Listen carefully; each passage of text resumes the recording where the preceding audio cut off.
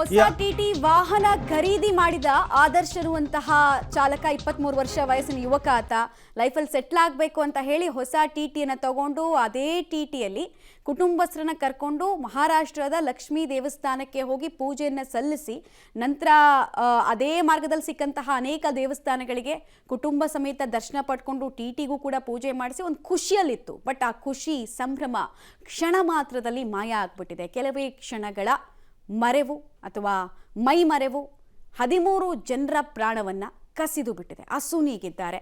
ಅತ್ಯಂತ ದುರಂತ ಇದು. ನೋಡಿ, ರಿಕವರ್ ಆಗ್ತಾ ಇರೋರು ದೈಹಿಕವಾಗಿ ರಿಕವರ್ ಆದರೂ ಕೂಡ ಮಾನಸಿಕವಾಗಿ ಆ ಟ್ರಾಮಾ ಇರುತ್ತಲ್ಲ, ಅದರಿಂದ ಆಚೆ ಬರೋದಕ್ಕೆ ವರ್ಷಗಳೇ ಬೇಕಾಗಿ ಹೋಗುತ್ತೆ. ಮತ್ತು 9 ಜನ ಮಹಿಳೆಯರು, ಸಾಮಾನ್ಯವಾಗಿ ಸಂಸಾರದ ನೊಗ ಹೊರೋರೇ ಮಹಿಳೆಯರು, ಅವರೇ ಹೋಗಿದ್ದಾರೆ.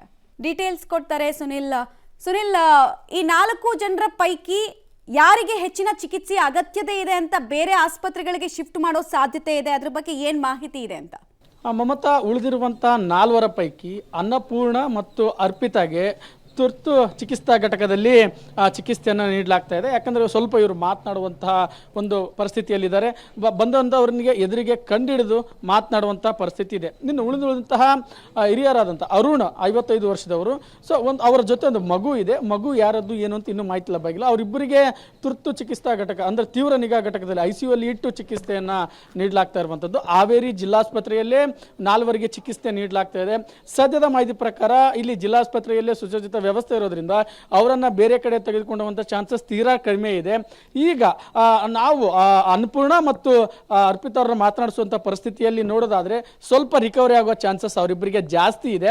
ಆದರೆ ಅವರು ಆ ಒಂದು ಘಟನೆಯಿಂದ ತೀರಾ ಶಾಕ್ನಲ್ಲಿ ಮಾತನಾಡ್ತಾ ಇರುವಂಥದ್ದು ನಿಮಗೆ ಕಾಣಸಿಗ್ತಾ ಇರುವಂಥದ್ದು. ಅದರ ಜೊತೆಗೆ ಒಂದು ಮಗು ಮತ್ತು ಅರುಣ್ ಅವರು, ಸೊ ಇಬ್ಬರಿಗೂ ಕೂಡ ICU ಅಲ್ಲಿ ಚಿಕಿತ್ಸೆ ನಡೀತಾ ಇರುವಂಥದ್ದು. ನಾನೀಗ ಶವಾಗಾರದ ಬಳಿಯೇ ಇರುವಂಥದ್ದು.